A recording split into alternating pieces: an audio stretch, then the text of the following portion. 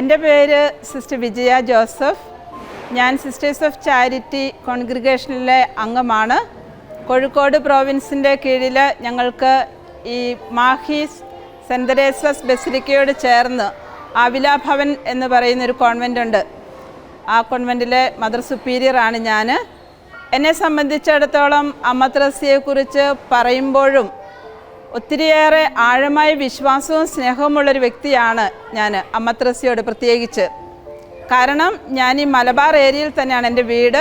കുഞ്ഞുനാളിലെ ഈ പള്ളിയിൽ വരികയും അമ്മ ത്രേസ്യയോട് പ്രാർത്ഥിക്കുകയും വിശ്വസിക്കുകയും ചെയ്തുകൊണ്ടിരിക്കുന്ന ഒരു വ്യക്തിയാണ്. അതിനേക്കാൾ ഉപരി ഈ ഒരു 4 വർഷമായിട്ട് ഞാനിവിടെ ആയിരിക്കുമ്പോൾ പ്രത്യേകിച്ചും എല്ലാ വർഷവും പെരുന്നാൾ സമയത്ത് ഈ അത്ഭുത സ്വരൂപമായ അമ്മ ത്രേസ്യയുടെ രൂപം എടുത്തു വയ്ക്കുന്ന ആ ഒരു സ്ഥലത്ത് തന്നെയാണ് ഞാൻ ആയിരിക്കുക. അനേകായിരങ്ങളാണ് ആ ഒരു അമ്മ ത്രേസ്യയുടെ ഒരു ടച്ച് കിട്ടാനും പ്രാർത്ഥിക്കാനും അനുഗ്രഹങ്ങൾ നേടിയെടുക്കാനുമായിട്ട് കടന്നു വരുന്നത്. എനിക്ക് തന്നെ പലപ്പോഴും എൻ്റെ കണ്ണ് നിറയാറുണ്ട്. അവരുടെ വിശ്വാസം കണ്ടിട്ടും അവർ പലപ്പോഴും എൻ്റെ അടുത്ത് പങ്കുവയ്ക്കാറുണ്ട്. ചിലപ്പോഴൊക്കെ ചില മന്ദബുദ്ധികളായ മക്കളെ കൊണ്ടൊക്കെ കടന്നു വരുമ്പോൾ അവർ പറയാറുണ്ട്, അമ്മയുടെ ആ ഒരു സ്പർശനം ഒന്ന് കിട്ടിയാൽ തന്നെ എൻ്റെ മകന് അല്ലെങ്കിൽ മകൾക്ക് ഒത്തിരിയേറെ അനുഗ്രഹങ്ങൾ ലഭിക്കാറുണ്ടെന്ന്. കൂടാതെ ഈ കഴിഞ്ഞ വർഷത്തെ പെരുന്നാളിൻ്റെ സമയത്തുണ്ടായ ഒരു അനുഭവം പങ്കുവയ്ക്കാൻ എനിക്ക് താല്പര്യമുണ്ട്.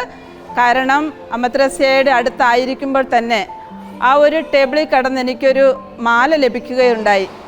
അത് സ്വർണ്ണമാണോ ഇല്ലയോ എന്ന് എനിക്ക് സംശയമാണ്. എങ്കിലും ഞാനത് പോക്കറ്റിലെടുത്തിട്ട് കുറച്ച് കഴിഞ്ഞപ്പോൾ ഞാനത് എന്തായാലും അച്ഛൻ്റെ അടുത്ത് കൊണ്ട് കൊടുക്കാമെന്ന് വിചാരിച്ച് എടുത്ത് അങ്ങോട്ട് നീങ്ങുമ്പോഴാണ് ഞാൻ അറിഞ്ഞത് അത് ഇരിട്ടിയിലുള്ള ഒരു കുടുംബത്തിലെ മകളുടേതായിരുന്നു. ആ മകൾ വളരെ വേദനിച്ച് സങ്കടത്തോടു കൂടി ആയിരിക്കുമ്പോൾ പള്ളിയിലുണ്ടായിരുന്ന ഒരു സിസ്റ്റർ പറഞ്ഞു, അമ്മ ത്രേസ്യയോട് പ്രാർത്ഥിച്ചിട്ട് പള്ളിയിൽ മുട്ടിന്മേൽ നീന്തിയാൽ മോൾക്ക് എന്തായാലും ഇവിടെ വീണ് നഷ്ടപ്പെട്ടിട്ടുണ്ടെങ്കിൽ തിരിച്ചു കിട്ടുമെന്ന്.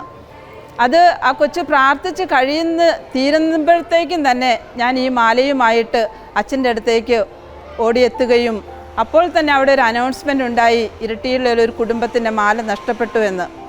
എനിക്കതൊരു വളരെ അത്ഭുതമായിട്ട് തന്നെയാണ് തോന്നിയത്. കാരണം ആ ഒരു രൂപത്തിൻ്റെ മുമ്പിൽ നിന്ന് അങ്ങോട്ട് നീങ്ങിയപ്പോൾ തന്നെ ആ ഒരു കുടുംബത്തിനുണ്ടായ അത്ഭുതങ്ങൾ. അതുപോലെ തന്നെ ഒരുപാട് മക്കൾ.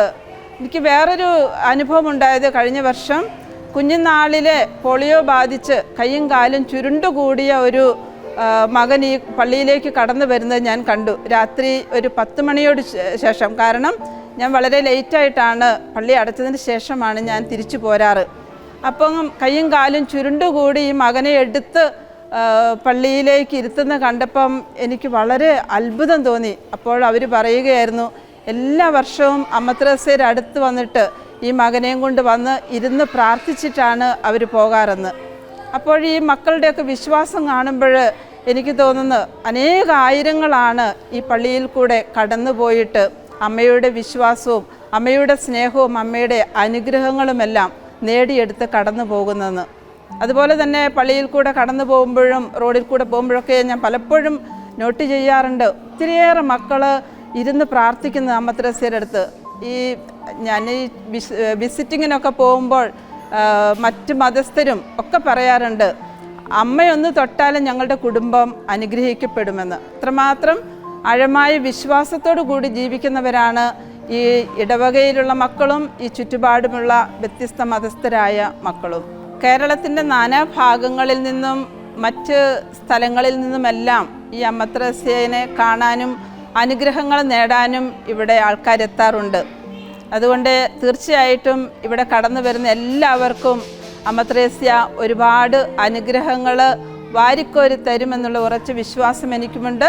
അതുകൊണ്ട് ഏവരെയും ഈ ഒരു അനുഗ്രഹം ലഭിക്കുന്നതിനും അനുഗ്രഹം പ്രാപിക്കുന്നതിനുമായിട്ട് പ്രത്യേകമായിട്ട് ഞാൻ പ്രാർത്ഥിക്കുകയും യാചിക്കുകയും ചെയ്യുന്നു.